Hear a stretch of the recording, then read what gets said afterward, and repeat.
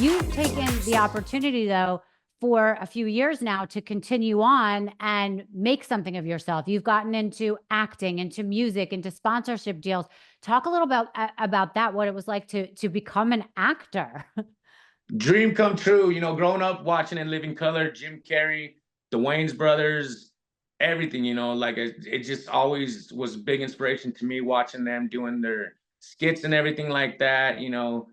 Acting has been something that I always wanted to do, just, messing around in life, just Cheech and Chong, doing Cheech and Chong skits in front of my mom and dad, for my friends and family, just to make them laugh, and then thankful to Gina and everybody, Reservation Dog, Sterling, and everybody, that seen potential in me. They reached out to me during season 1 of Reservation Dogs.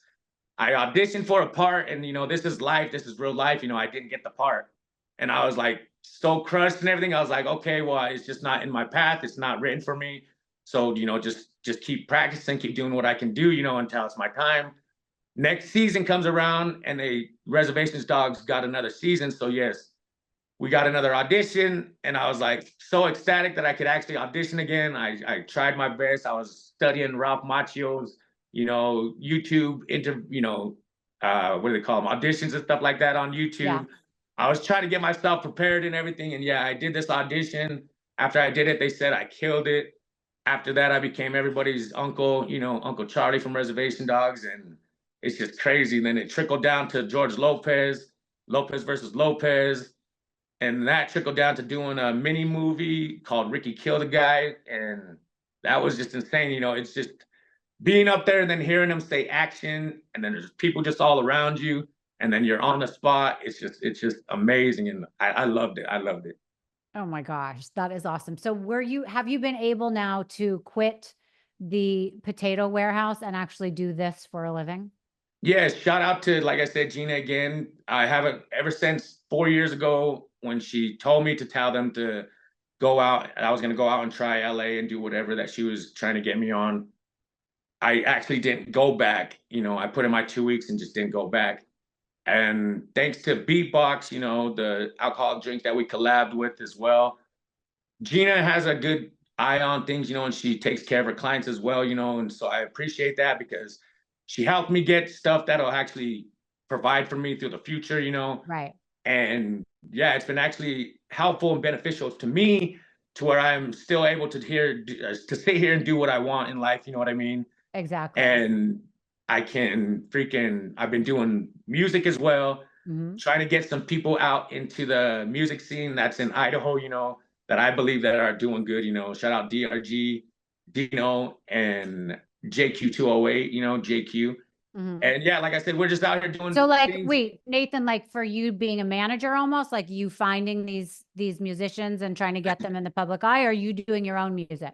No, see, yeah, that's funny. I'm definitely doing my own music with them and everything, and I'm doing manager stuff, I guess, for them, but I'm not charging them anything, and I'm just kind of just like bringing them along with me and trying to put some shine on their skills. You know what I mean? Sure. Amazing. You mentioned, oh wait, I want to ask you a question. Ocean Spray. I heard a rumor where they had offered you like a lifetime supply of cranberry juice. Is that true? I was told that as soon as the viral video happened and everything, and I honestly did call them out on it a couple of times, and they did ship me out some new flavors. They shipped me out my favorite flavor, cran raspberry, and then after a couple of times it just got tedious on my part, and I was just like, man, I don't want to bother them. Right. It is right there at the store, I'll just go support them, and yeah, so now I just go to the store and buy it myself. I'm pretty sure if I hit them up, they'll send me something, no doubt. Right. I love that. You also mentioned Gary Vee, which is very interesting to me. Did you ever get to meet your hero? Yes, it's awesome. I actually got to meet him like 2 or 3 times, I think it is now. I actually went to a couple of his VCon conventions that he has around the States. And yeah, it's awesome. Good crowd that he has. Very, very powerful crowd as well, you know what I mean? And good connections always to meet with everybody out there, not just with Gary Vee. But yeah, he's an awesome guy, man. Shout out to Gary Vee too. And when you met him, did he know who you were?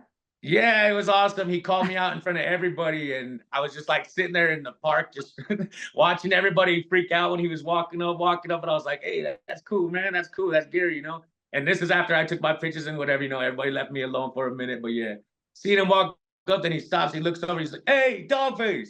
And I was like, "No way, man." So I got up, walked over there, did the hug, did the little talk real quick. It was crazy. It was crazy.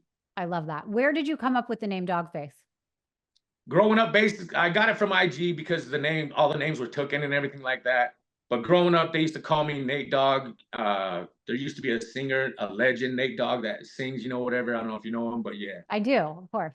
Of course, yes. Shout out to Nate Dogg. Yeah, after he passed away, I was like, you guys can't call me that no more. Yeah. He's a legend, can't take his name, whatever. So yeah, they just started calling me Dog.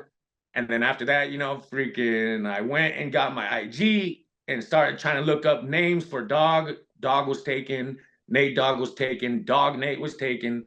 And then I was like, man, something with my face or something, because everybody always calls me Dog something. So I was like, I must have a dog face. So I was like, okay, we'll put 420 because that's what I do. Doggface is the name. And then I put 208 because that's where I stay.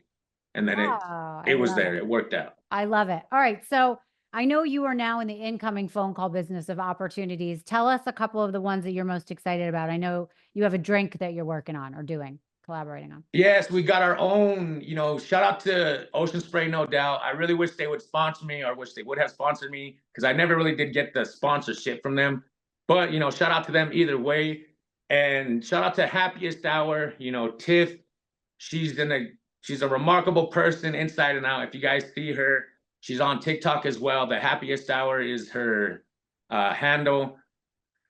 Ever since the video went viral, she reached out to me and she wanted to collab, and I just couldn't because I had stuff with beatbox and I couldn't have too many drinks out there, one alcohol, one not, whatever the situation was. But then fast forward to 4 years later, and then she reaches out again, and this is a time where I can get another drink on. And she introduces me to, my own cranberry dreams, or not cranberry dream, cran raspberry Happiest Hour drink. Got my name on it and everything. Oh, and amazing. It's just amazing, you know what I mean? It's mixed with a couple of plant terpenes, I'm trying to remember, yeah. And it's just extracted from the plant that makes you, feel energized and everything like that. There's no THC, nothing like that. And yeah, we have sleep, calm, wake, different ones to help you with different things in your life, you know what I mean? And she has Brighter Tech out there, stuff like that. So that's one thing that I'm in with right now. So wait, is that out in stores now? Where can people buy that? It's online and everything. I believe they are in Kroger's. I'm not sure, but yes, definitely online, and TikTok. The Happiest Hour is where you can find it. And the drinks are inside our showcases as well. We have one as well called the Steady Vibin' Pack that has my name on it. And it has freaking Wake, Intensify, and Bliss. Those are the 3 flavors that you get inside of it. Amazing. Do you think that you'll ever have a cannabis line or something? Definitely. I had a cannabis line going. They just didn't work out. The payments were coming in and something happened with them legal-wise. But yes, I actually am getting a strain in Cali going pretty soon. And not only that, we're going to have a North Carolina strain coming out.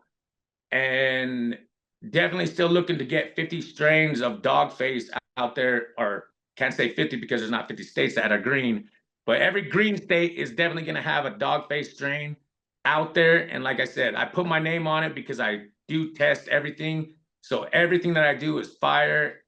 Everybody always questions it until they try it. But like I said, Doggface strains, be on the lookout, everybody. It's coming your way soon. I love that. What do you think is your biggest takeaway from what's happened to you? Mainly just life is short, you know what I mean? And you got to live it with your loved ones and take care of the ones that took care of you growing up. And yeah, just to live life and have fun with it. And don't take life too seriously. And definitely don't feed into the hate. And to remember that sometimes it's okay to say goodbye to those that are even close to you that are not, benefiting your life. If they're just bringing you down, always negative around you or whatever, and you're just trying to hold on to that. Remember that sometimes it's easier just to let go. And then, yeah, you can go your way, they can go theirs, and just live life and remember that it's worth living. Nathan, that's amazing advice. What, do you have a bucket list? Anything that you really are hoping for in the future? shout out to everybody out there. I want to say shout out to the casting directors, because this is the biggest thing that I want in life to happen to me now. I want to be in movies upon movies, you know, sitcoms or anything like that. Acting is my passion, and that's the main thing that I want to do and reach and strive for right now as I continue my journey in this thing, life, you know what I mean? And on the side, while I'm doing that, I'm just doing music and having fun with it. So definitely everybody go check me out on Spotify, on Doggface 208 or Doggface, just Doggface, I think is it.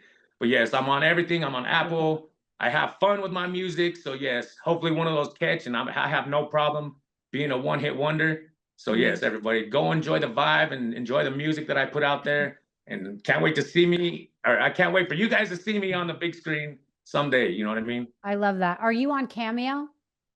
Yes, I'm actually on Cameo. I haven't really been on it for a minute, but I'm actually going to revamp it and start everything on it again and get it going again. So everybody be on the lookout for that as well. Oh, that would be awesome. Well, Nathan, it's been a real honor meeting you. You know, you come through as being so humble, so kind, so motivated. You know, a lot of people would have taken this 15 minutes of fame and just been like, oh, whatever, and gone back to their old life, whether or not they wanted to. But I think you've obviously risen to the occasion, and you deserved a second chance for whatever was going on in your life. So I appreciate meeting you. I wish you the best of luck. And again, shout out to Gina. So, hey, that's what's up. Thank you. And shout out to Gina. Shout out to the world. Hell yeah.